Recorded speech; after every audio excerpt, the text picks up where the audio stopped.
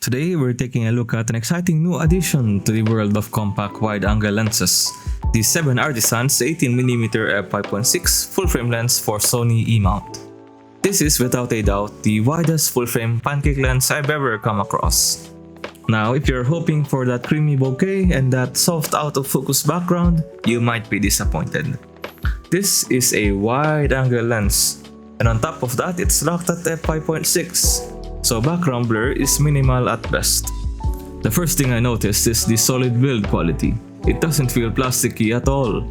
Reminds me a lot of the Canon EFM 22mm. This lens has a 49mm filter thread, so you can attach ND filters or UV filters, but keep in mind that you'll want an ultra slim filter to avoid vignetting. Alternatively, you could use a step-up adapter and attach a larger filter to prevent obstruction. This lens is fully manual, meaning there's no autofocus or electronic contacts on the metal mount. Also, there's no aperture ring, so you're stuck at f5.6. The focus ring is smooth yet slightly stiff, with a short throw making fine adjustments pretty easy. Once mounted on a Sony A7 camera, this looks incredibly compact. Let's start with the test chart.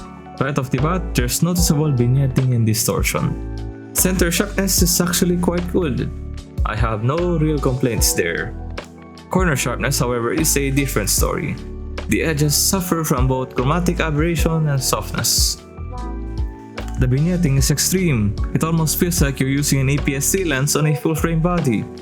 In Lightroom, I had to max out the vignetting correction slider just to get a neutral exposure across the frame.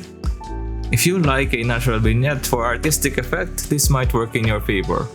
But for those who prefer clean images, expect to do some heavy corrections. Distortion is present but somewhat tricky. The edges appear slightly warped. Distortion correction doesn't fully fix it.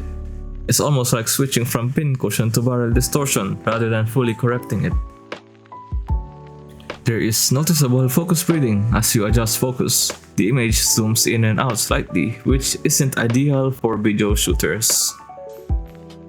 Flare handling is poor. When hit with a direct light source, the lens loses a lot of contrast and sharpness, making it less ideal for shooting into the sun or bright lights. Despite its shortcomings, most of these issues are forgivable when you consider the price. This lens is only around $40. At this price point, it's easily the cheapest 18mm full-frame lens available. One unexpected aspect of this lens is a dreamy, fever dream aesthetic it produces, likely due to the heavy vignetting. If you enjoy that lo-fi vintage film look, this might be a hidden gem.